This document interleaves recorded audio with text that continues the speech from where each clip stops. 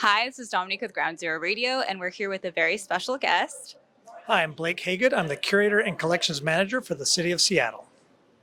So good to be talking to you, Blake. I want to ask you a little bit more about your role in this exhibit. I was wondering, can you explain a little bit about the history of the art collection and kind of its relation to Seattle's landscape? Sure. So this is the 50th anniversary of the City of Seattle's art program.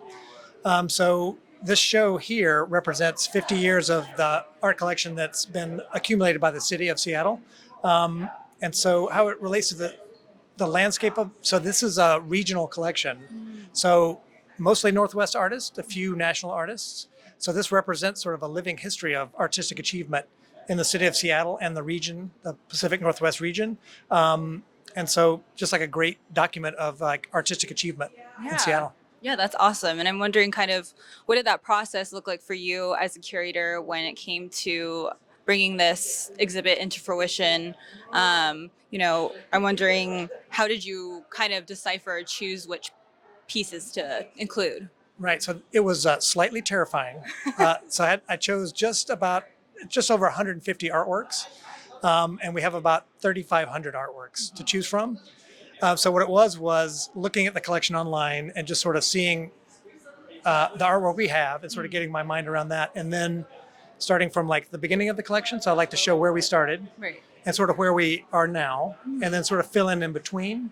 It's not really chronological, but just sort of like a showing like kind of what some of the artwork we started with and kind of what we're sort of going to, because sort of like inclusion and equity were not really a thing when 50 years ago. Yeah. Whereas now part of the mission of this collection is actually sort of increasing that diversity of the artists that are represented and that sort of reflect, who lives in Seattle and also the employees, because all this artwork is actually in city buildings. Yeah. So it reflects back, the employees that work for the city and what they're like also is reflected in the collection. Yeah, absolutely.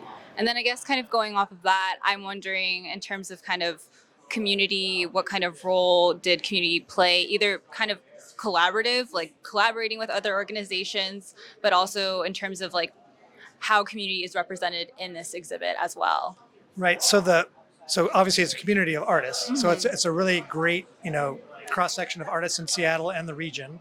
The other way community plays a part is so I don't actually buy the work. I don't choose the artwork for the collection. We use what's called a peer panel review. So we get people from the community, so other artists, possibly other curators, community members, they're on our purchasing panel. So they actually look at the art and purchase it for us. Oh, So cool. that's the way we involve community in that sort of, they help us bring the art into the collection.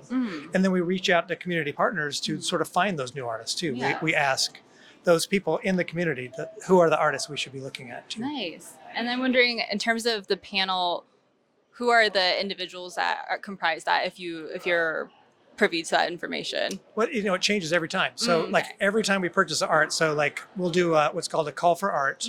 So we'll put a new panel together. So we try to so make sure it's cool. always new people. So we get new eyes on it. And we did two purchases called Fresh Perspectives, which we use teenagers, so high schoolers were our panel. And so they chose the artwork for us. Wow. That's So it's pretty awesome. amazing. Yeah. Yeah, no, definitely. And I wonder as well, kind of like when people are on looking this exhibit, I'm wondering what do you want the participants or the community members that are gonna, look through this to take away from experiencing this exhibit? I think I hope they see themselves in it a little bit. Like when they visit, this is like maybe they've seen these artists before, so they can say, oh yeah, this is an artist I really like.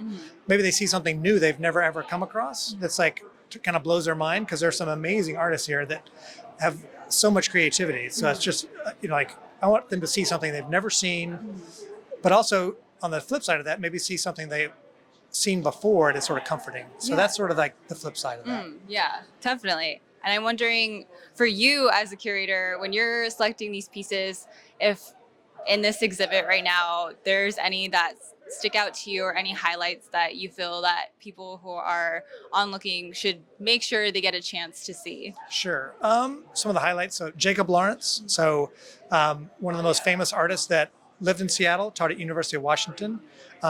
So there's a great Jacob Lawrence here. Akio Takamori did a great sculpture of a sleeping lady on a tatami mat. I think that's another highlight. Barbara Earl Thomas, who studied under Jacob Lawrence, also an amazing artist. Jake Prendez, kind of a newer addition to the collection. Jasmine Brown, but there's so many. So I think everything that's in the like I'm showing now, I would like people to actually take a look at. So it's hard for me to pick a favorite. It's just so difficult. Of course. And then I'm wondering, what's next for you and your department? Is there anything that we can look forward to either the rest of the summer or maybe more towards the fall and winter? So the great thing about the King Street Station Gallery is we try to rotate exhibits out every 2 to 3 months. So mainly when we're not showing the city's collection, we're showing artists from the community. So every first Thursday is worth checking out because we'll have a new exhibit of a new artist, a new voice that may have not been able to show somewhere else that we can show here. Yeah, absolutely. Yeah. Well, thank you so much for speaking with us. I think that wraps it up for me, but I really appreciate talking to you today, Blake. Thank you very much. Yeah, thank you.